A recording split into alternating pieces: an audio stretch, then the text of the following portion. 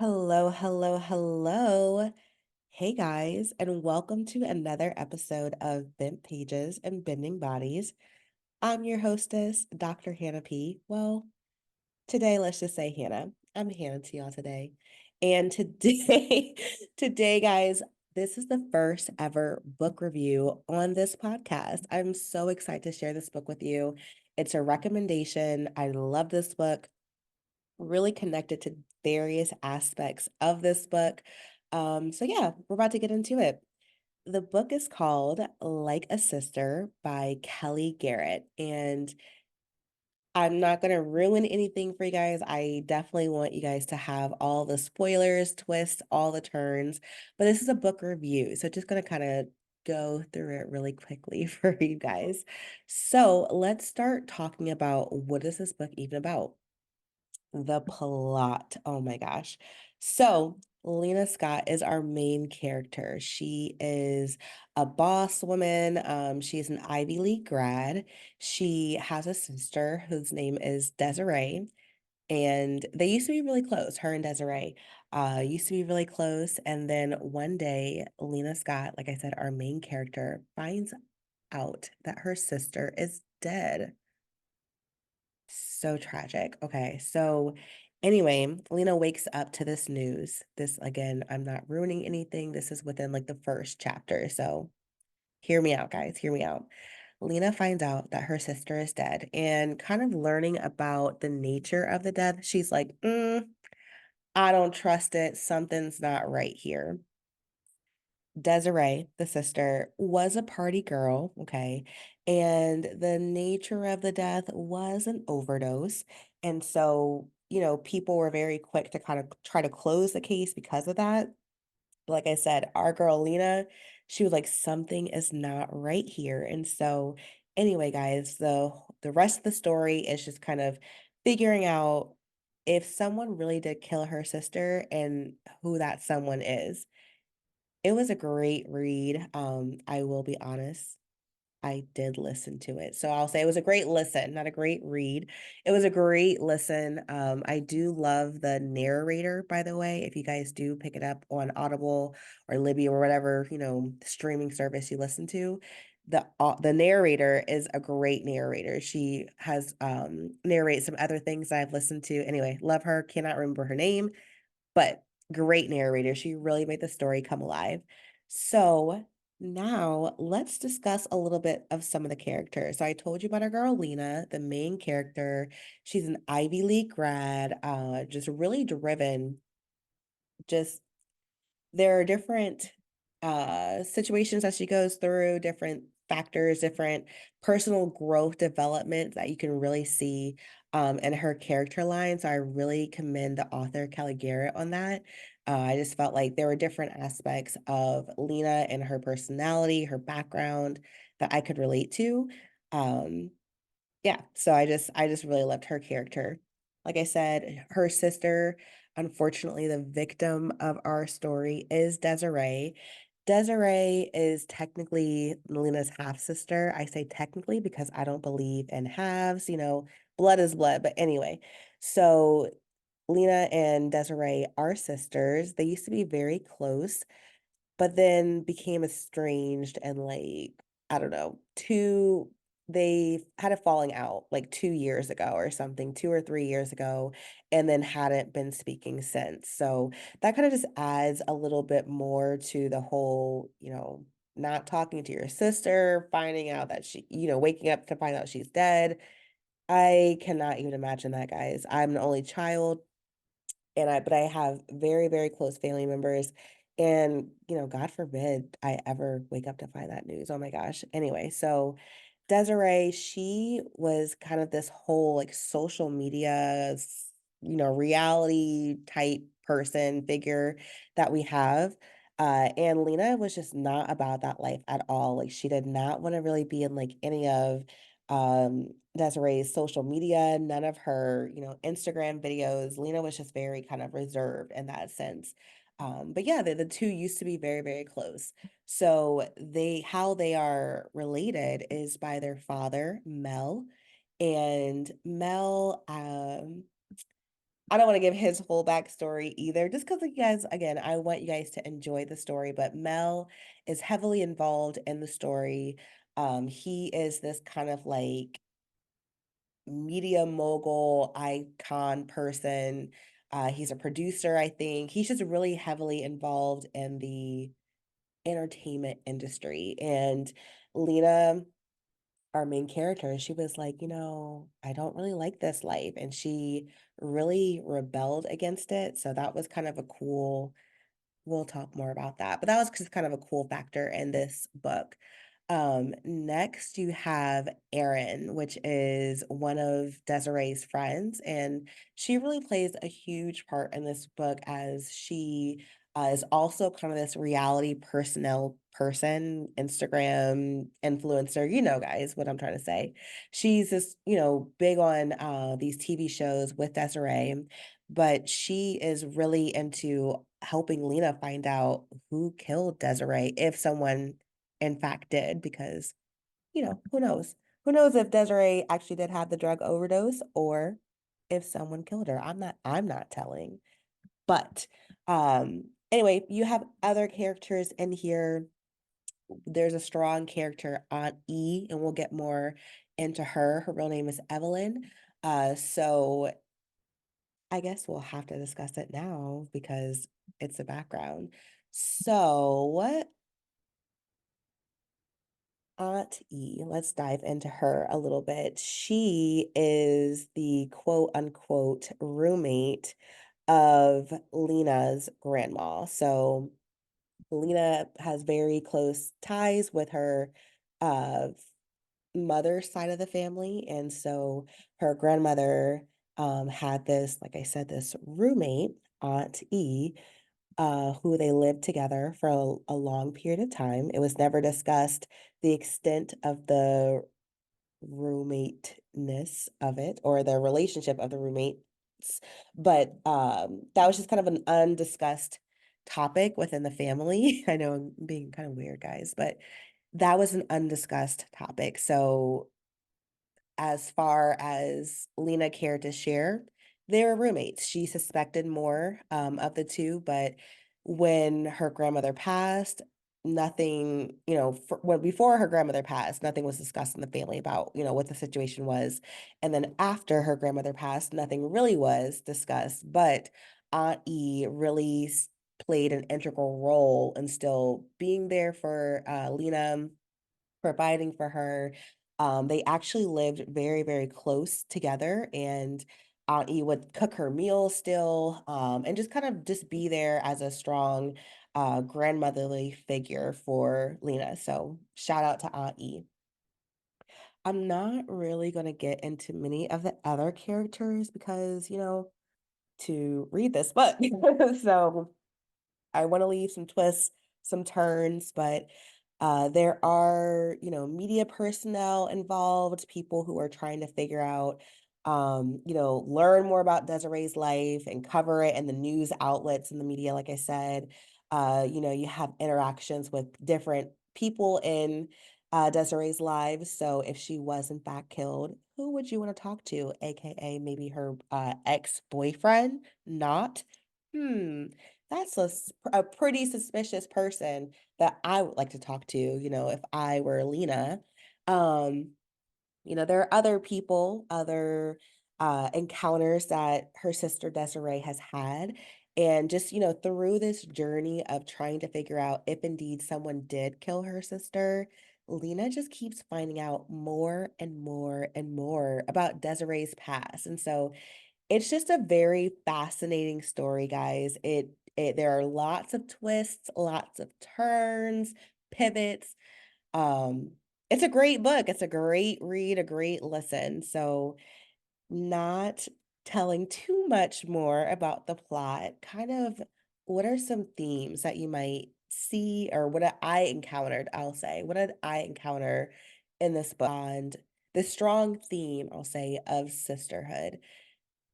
Yes, the two had a falling out. They hadn't spoken in years, but there is still, like, Lena just had this overcoming urge to figure out did someone kill my sister? Okay. And so I could just really respect that. Like I said, even though I personally don't have siblings, I have what I call sister cousins. They are um my cousins who I literally grew up with them, experienced everything with them.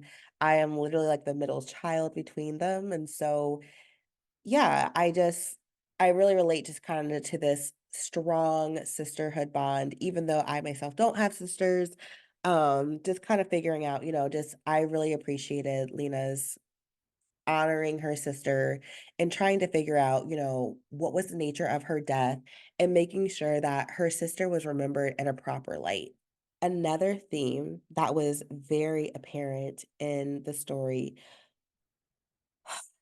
guys, was this idea of the strong, independent Black woman, the super Black woman.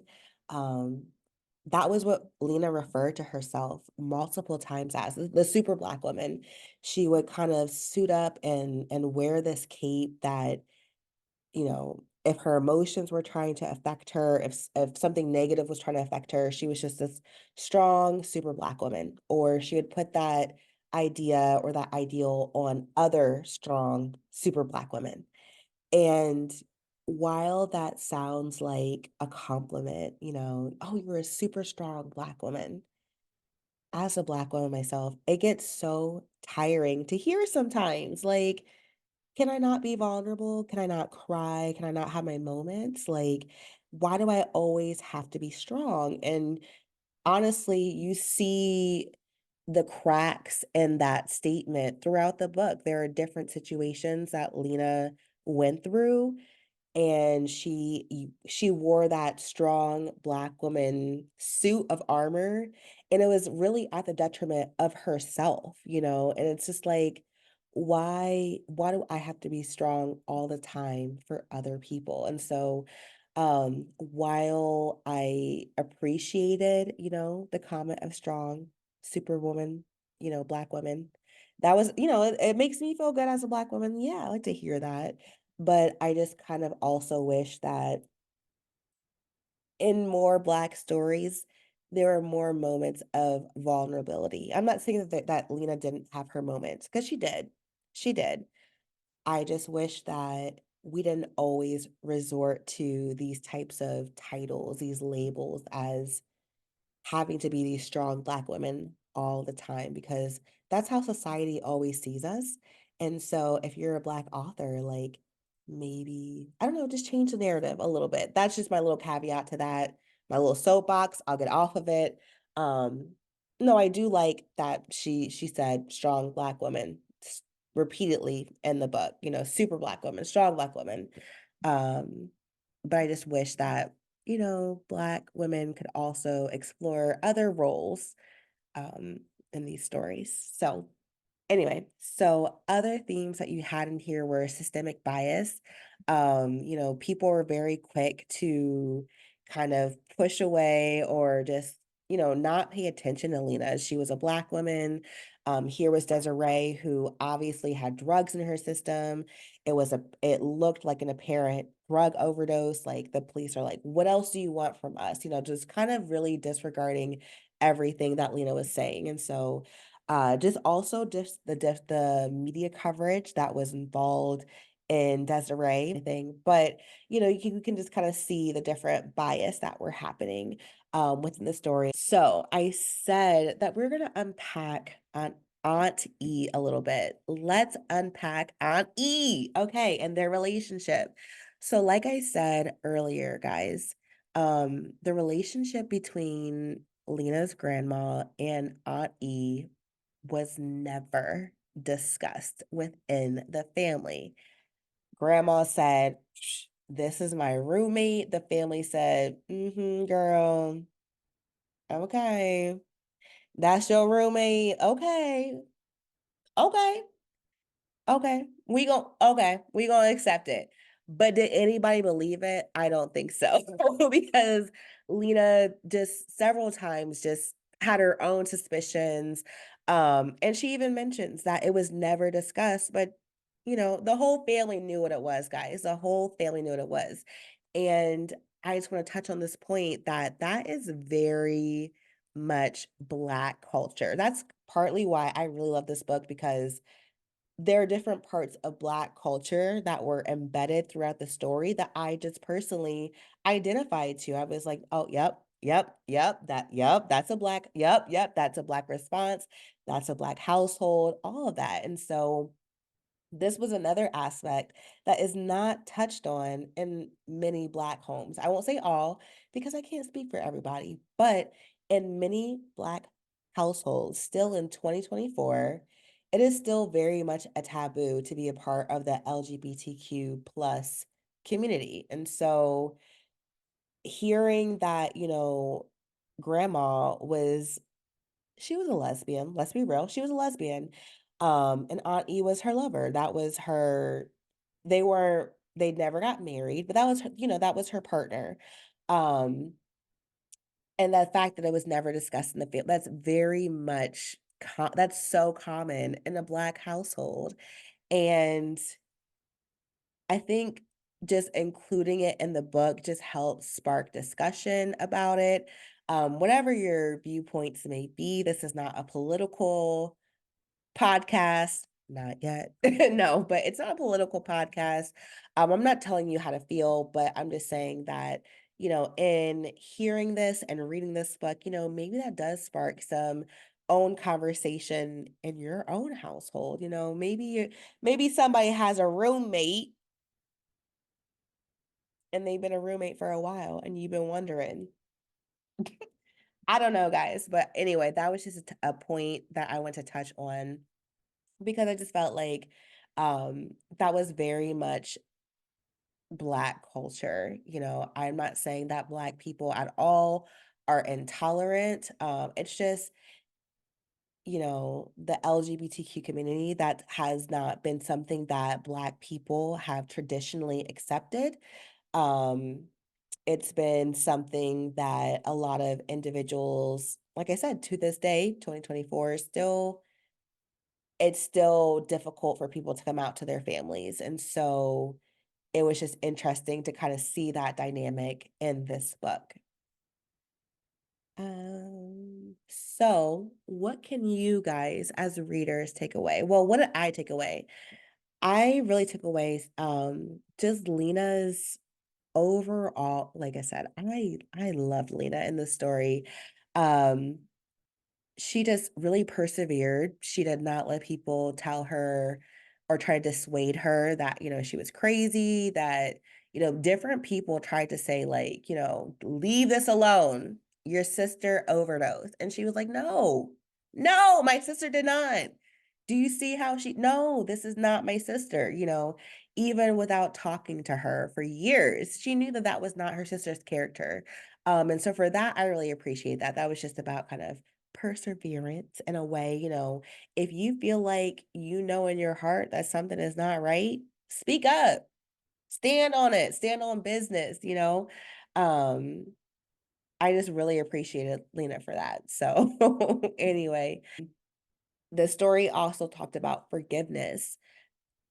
Like I said earlier, Lena and Desiree, they were not in a good place. Lena and also other members of her family are not in a good place. And through her journey of trying to figure out what actually happened to her sister, she learned to forgive many members of her family, different parts of the past. And I really connected with that because I feel like, sometimes we can be so hurt by a situation that we just hang on to that hurt. And, Lena just learned to kind of let things go and to forgive. And so I think that that's something that can we can learn from, there's different complexities to it. That's not to say that Lena forgave everything super quick and easy in a flash in a hurry. No.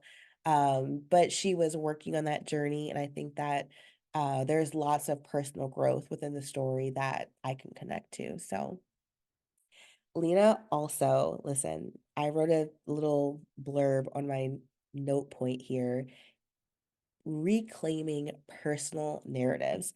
Lena was not about to let her sister go out looking like she had a drug overdose, okay? if that was the case, then Lena was prepared to accept it. But overall, her fight to figure out what happened to her sister rooted from her love of her sister, but also you're not going to see my sister who has done all of these great things in her life, this strong Black woman, again, that narrative that we're pushing, that strong Black woman, we're not going to see her going out by a drug overdose. That's not Desiree's style, okay? And Lena was not going to let her sister go out like that. And so I just loved it was just about, she was the whole book, she was just trying to really, like I said, reclaim her sister's narrative. She's not just some druggie. She's not just some party girl. She's not just some rich and famous, no, that's not my sister. My sister was a good person. My sister was a strong Black woman, and she didn't just go out like that. So I really appreciate that point.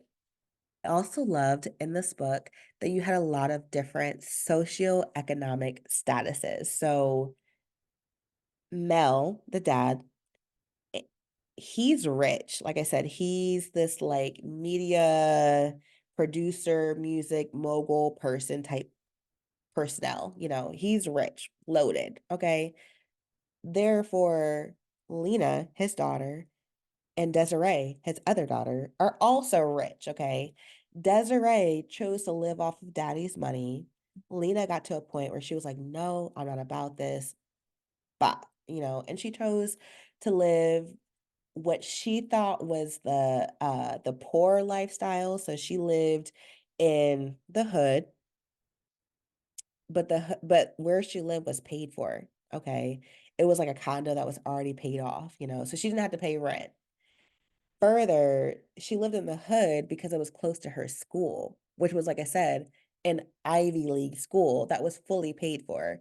So it was very interesting that Lena, she, in the book, you get these themes that she really tried to pretend almost that she was this like, oh, the struggling Black woman, trying to pull herself up by her bootstraps. And in some ways she was, she was working, going to school, trying to make ends meet.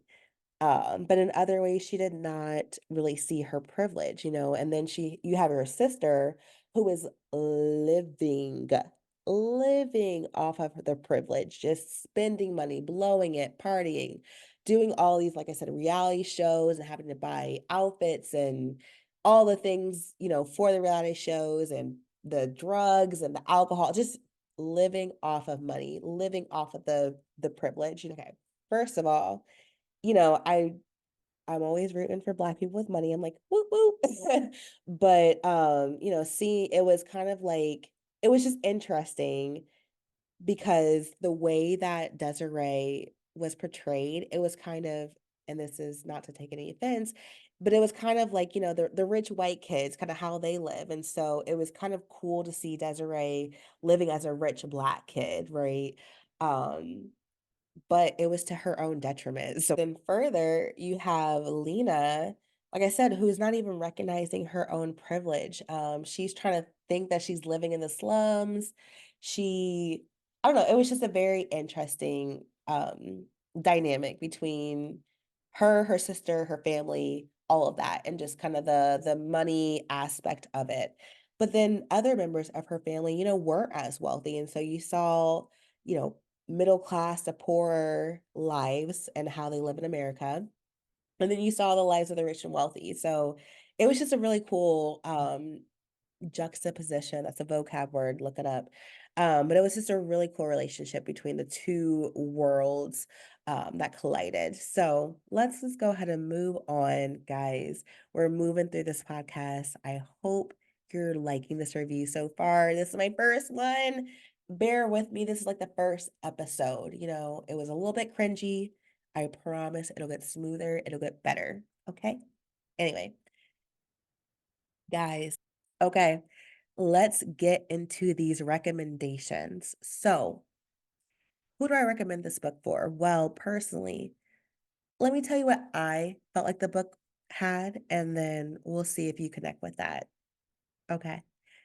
Like a Sister by Kellye Garrett. I felt like it was a captivating story.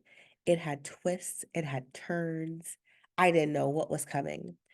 The book explored family, race, class. It explored the dark side of reality TV and social media. Like I said, it was a murder mystery. I just that's the kind of stuff that I connect with. It was fast paced. I felt like the characters were well developed and they had complexity to them. They had backstories. There were social issues. Guys, it was a I if you resonated with anything I just said, this story is for you, okay? If you're just looking for a good read, just like a fun, it's a story for you. If you want a good murder mystery, it's the story for you. If you want, like I said, a strong female role, a strong black female, it's the story for you, guys. Check it out. I personally, I don't do this lightly. I give it a 5 out of 5. 5 out of 5 star rating. I thought that it was intriguing. Like I said, the twists and turns, I know I'm not gonna ruin it. I caught myself there. I'm not gonna ruin it. If she was indeed killed, I don't know who did it. I didn't know who did it until the end, okay? Until there was 20 minutes left. I didn't know who or what happened to Desiree. And so for that, I really appreciate Kelly, girl. You had that. I was like, I thought I was a good guesser. Not in this book. Not in this book. So for that, I appreciated it. I was really, like I said, I really connected to Lena's character. I really connected to the Black culture that was embedded within the story. Different themes really resonated to me. I just really felt connected to this book. So anyway, yeah, guys, that's all I have for you. All right, guys, I definitely appreciate you rocking with me for that review. I know it was cringy. I know. It's just gonna keep getting better, okay? I promise. The more I do this, the more fluid it'll get. But I just appreciate you guys for listening. So, the next book I will be reviewing is Gabrielle Union's memoir called We're Gonna Need More Wine. Oof, I have my wine cup right here. Cheers, Gabrielle. We will get into your story on the next episode. Guys, thank you so much for listening. This was a review of Like a Sister by Kellye Garrett. Like I said, 5 out of 5 stars. For me personally, listen to it, read it, let me know what you think. And yeah, that's all I have for you. I'm out.